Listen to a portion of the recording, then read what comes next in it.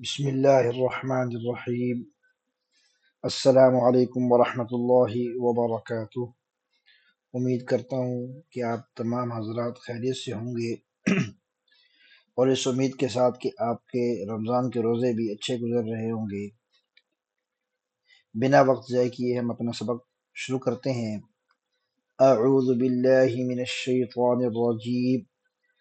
وَلِكُلٍّ وِجْهَةٌ هُوَ مُوَلِّيهَا فَاسْتَبِقُوا الْخَيْرَاتِ۔ وَلِكُلٍّ وِجْهَةٌ ایک کے لیے یعنی ہر ایک جماعت کے لیے ایک جہت ہے، ہوا مُوَلِّيهَا جس طرف وہ منہ پھیرتے ہیں۔ فَاسْتَبِقُوا الْخَيْرَاتِ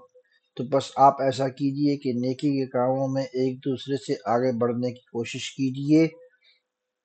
اینما تکونوا تم لوگ جہاں کہیں بھی ہوگے، یأتی بکم اللہ جمیعا یأتی لے آئے گا بکم تم کو،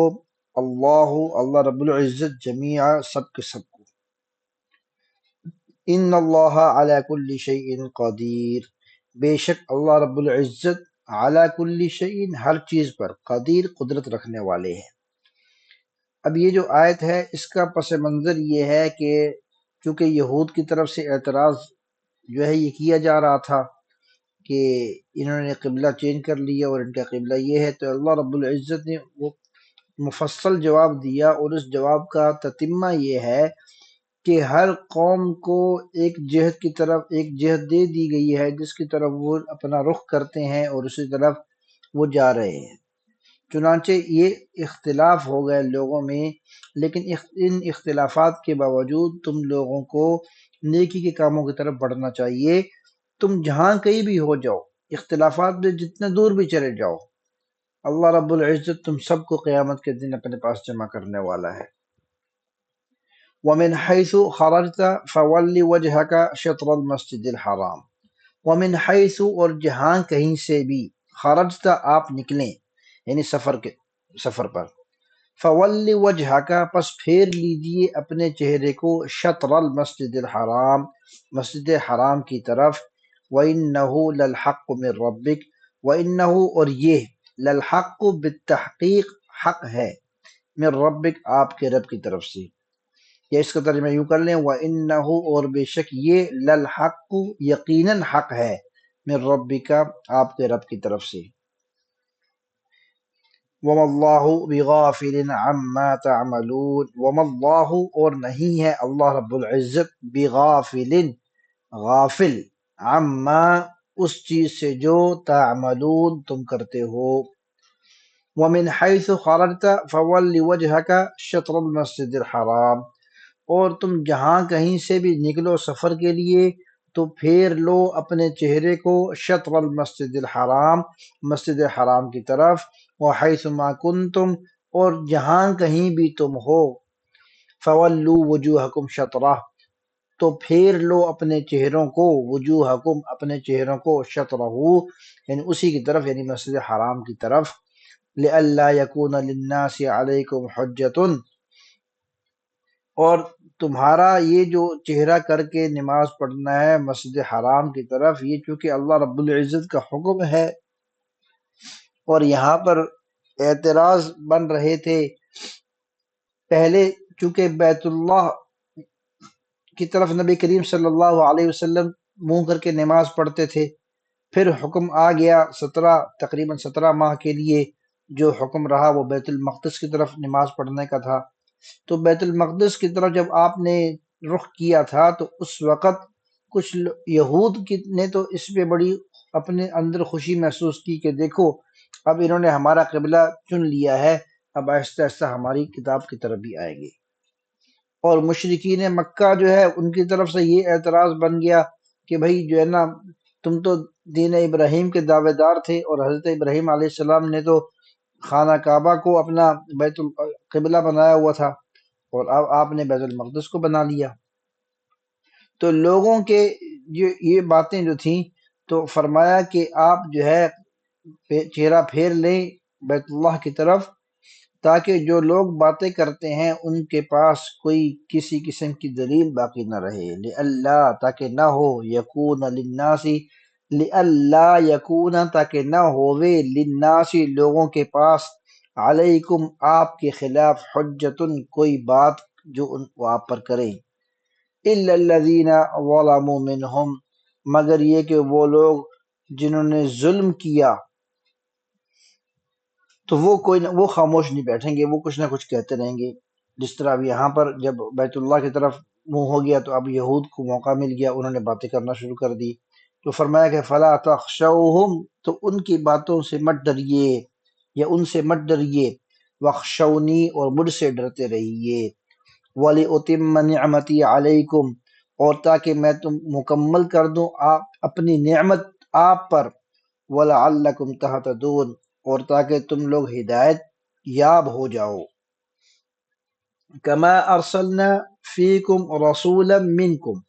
کما جس طریقے سے ارسلنا بھیجا ہم نے فیکم تمہارے درمیان رسولا منکم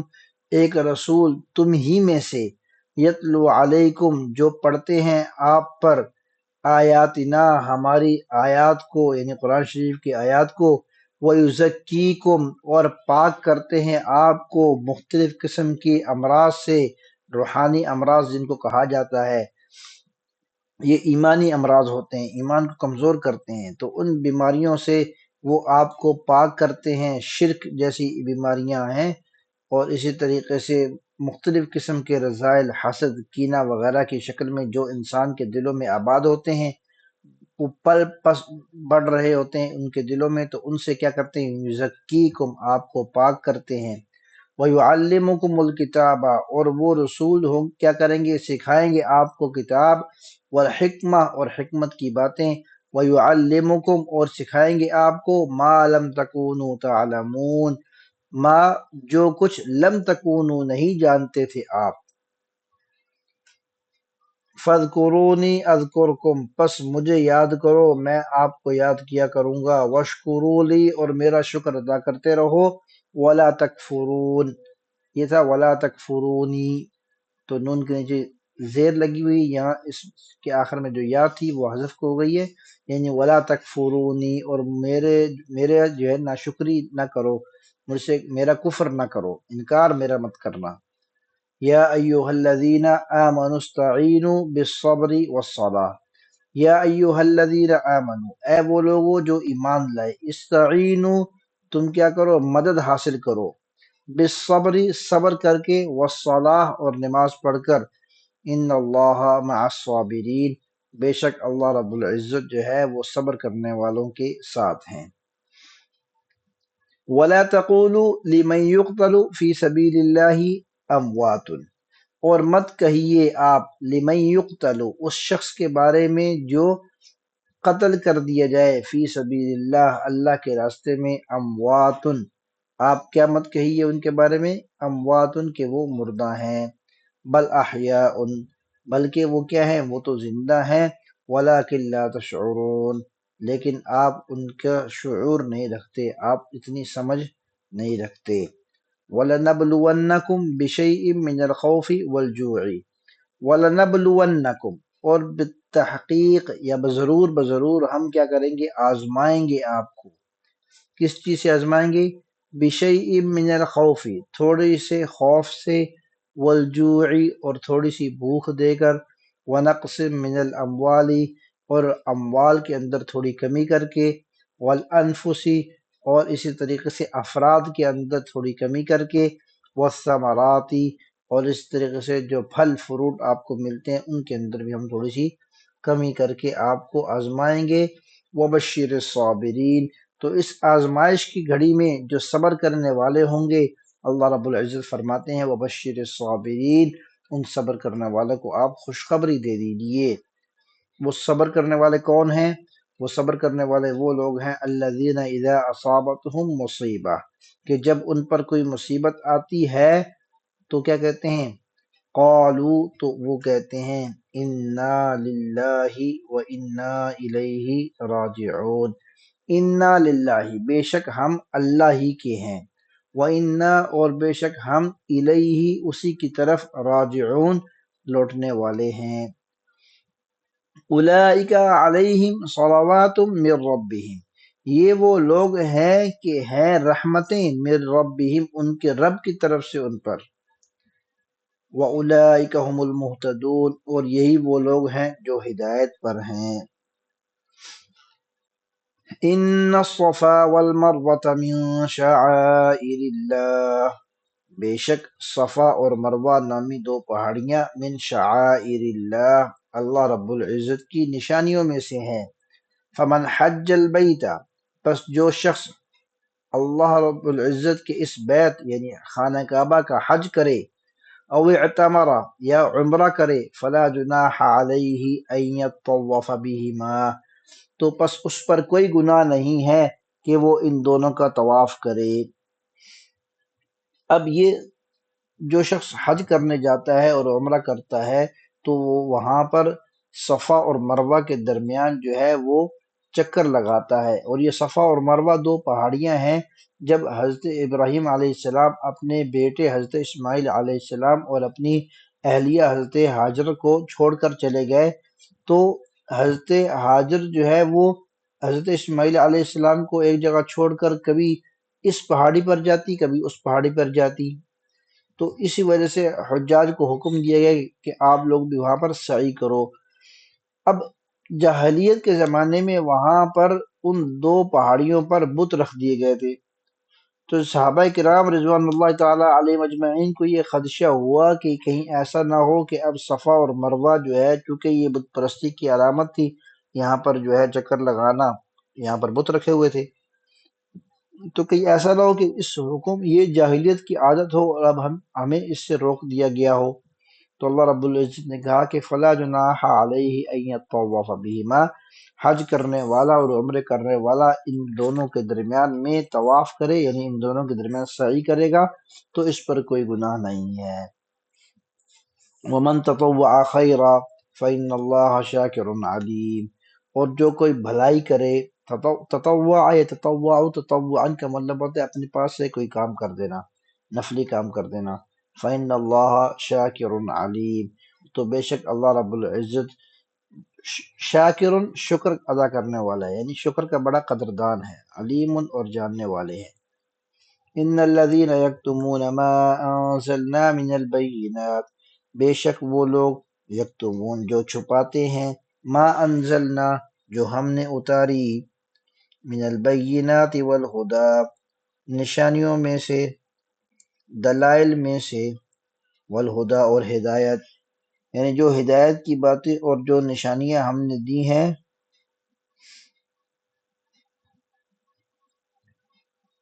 من بعد ما بیناہ للناس فی الکتاب، وہ جو ہدایت کی باتیں اور جو دلائل ہم نے بیان کیے ہیں لوگوں کے لیے کتاب کے اندر، ان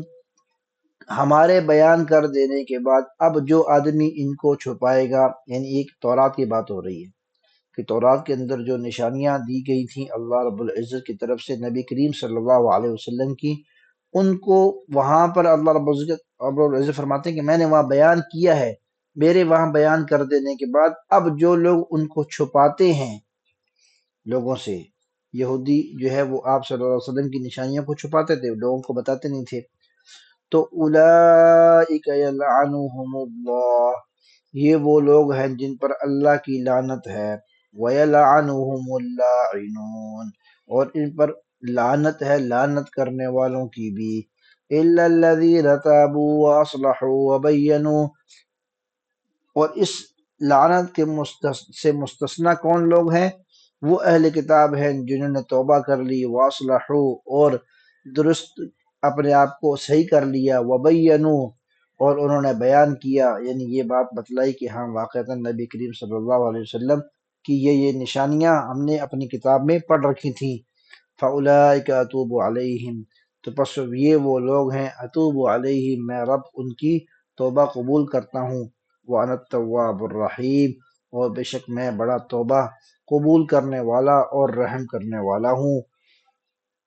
ان الذین کفروا وماتوا وهم کفار، بے شک وہ لوگ جنہوں نے کفر کیا اور مر گئے کفر کی حالت میں، وہم کفار، اور وہ مر گئے اس حال میں کہ وہ کافر تھے. اولئک علیہم لعنت اللہ والملائکۃ والناس اجمعین، یہ وہ لوگ ہیں کہ اللہ کی بھی لعنت ہے ان پر،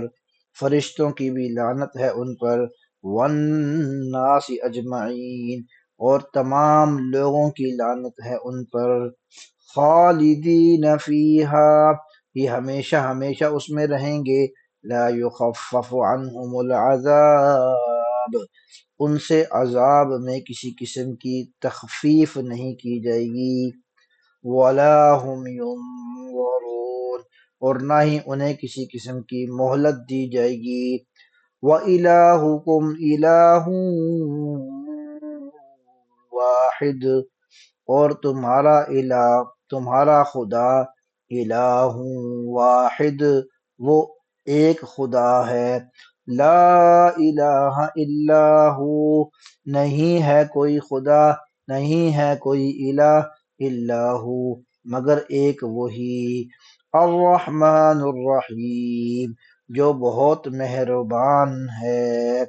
الرحمن اور الرحیم جو ہے، ان دونوں کا مطلب، رحمان اور رحیم کا مطلب ایک ہی ہے، یعنی کہ رحم کرنے والا ہے، بڑا مہربان ہے. تو رحمان کا ترجمہ ہو گیا کہ وہ سب پر مہربان ہے، اور الرحیم کا مطلب ہو گیا کہ بہت زیادہ مہربان ہے. صدق اللہ العظیم. اسی کے ساتھ ترجمے کی یہ کلاس مکمل ہوئی، اور میں آپ سے اجازت چاہتا ہوں. انشاءاللہ اگلی کلاس میں پھر ملاقات ہوگی. وآخر دعوانا ان الحمد للہ رب العالمین. والسلام علیکم ورحمۃ اللہ وبرکاتہ.